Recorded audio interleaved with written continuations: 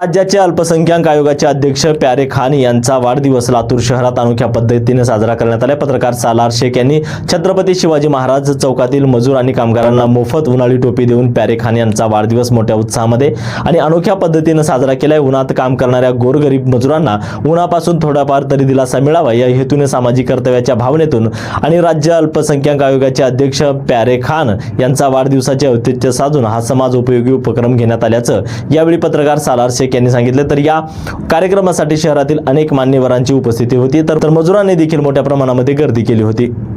आज महाराष्ट्र राज्य अल्पसंख्याक आयोगाचे अध्यक्ष प्यारेजिया खान साहेब यांच्या वाढदिवसानिमित्त वायपट खर्च न करता कामगार जे मजूर कामगार आहेत ते सध्या उन्हाची तीव्रता एवढी वाढली आहे की 12च्या नंतर 6 वाजेपर्यंत खूप कडाक्याचं ऊन असल्यामुळं मजूर कामगार हे उन्हात राबत आहेत। तर त्यांना त्यांच्या उन्हापासून बचाव करण्यासाठी मी एक कॅप वाटप जी छोटीशी माझ्या वतीने मदत करण्याचा मी प्रयत्न केलेला आहे।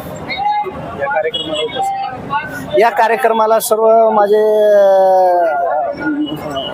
सहकारी जसे की मोहसिनभाई शेख असतील, अफजलभाई कुरेशी असतील, ॲडव्होकेट लाला शेख साहेब असतील, आमचे नायक पटेल साहेब असतील, आवेश काजी सर असतील, शोएब शेख असतील, सलीम सर असतील, ते सर्व मान्यवरांनी माझ्यासाठी वेळात वेळ काढून इथे उपस्थिती राहून कार्यक्रमास चांगल्या प्रकारे सहकार्य।